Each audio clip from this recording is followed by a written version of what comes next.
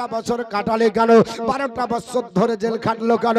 আল্লাহর নবী আপনার ইউসুফ পয়গম্বরের উপরে ইলজাম তুমি আপনার কেন দিলে?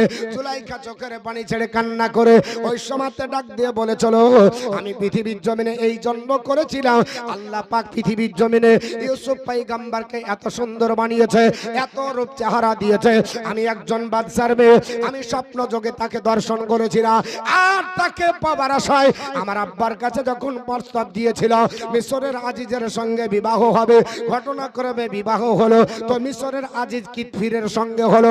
এই ঘটনা দেখার পরে আমি ঘরে গিয়ে দেখলাম সে নয়, আমার আপনার স্বামী যখন কিনে নিয়ে আসলো, আমি মনে মনে ভাবলাম তিনি আমার স্বামী হবে, ইনি আপনার বলে হয়েছে রূপের বাদশা হবে। কিন্তু তাকে পারলাম না, এর জন্য শয়তানের প্ররোচনায় পড়ে আমি তাকে আহ্বান করেছিলাম, আমার যে শাস্তি হবে নিয়ে নেব, আমাকে যেটা বলবে মেনে নেব।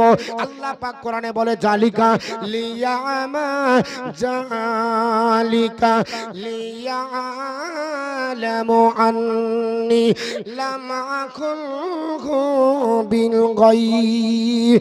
আল্লাহর নবী ইউসুফ পয়গম্বর ডাক দিয়ে বলেছিলেন, বলে শোনো বাদশার আপনার মন্ত্রী মহোদয়রা, আমি আপনার পৃথিবীর জমিনে আমাকে আল্লাহ এর জন্য পৃথিবীতে পাঠিয়েছে, আমি আপনার তার সঙ্গে বেঘরমতি করিনি। আর তার অনুপস্থিতিতে মানে আজিজের অনুপস্থিতিতে আমি তার বিবির সঙ্গে কোনোদিন আপনার হারাম কাজ করিনি, এটা আমার দ্বারা সম্ভব হয় না। তো আমি আল্লাহ পাকের কাছে দোয়া করেছি, আল্লাহ পাক পৃথিবীর জমিনে সহজ করে দিয়েছে।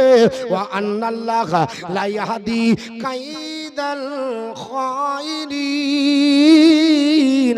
আমার আল্লাহ পাক বলে, নিশ্চয় আল্লাহ পাক ওই নারীদের ষড়যন্ত্রকে সফল হতে দেননি।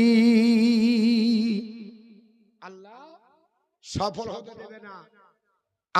আমাদেরকে খারাপ লাগে, আমাদেরকে আপনার বিবেকে লাগে এই আমার বিরুদ্ধে বলছে রে, কিন্তু আল্লাহ পাক বলছে শুধু ধৈর্য ধর। ইউসুফ আলাইহিস সালামের জীবনে শুনে নিজের জীবনী তৈরি করতে হবে, নাকি বলছেন? ইউসুফ আলাইহিস সালামের জীবনী শুনে নিজের জীবনী তৈরি করতে হবে।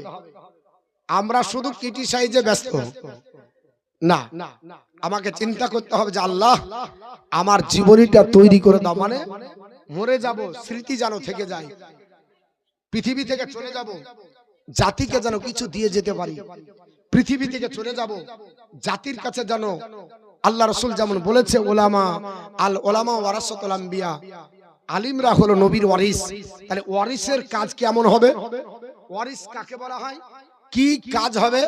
এই কাজটুকু যদি আমি না রেখে যেতে পারি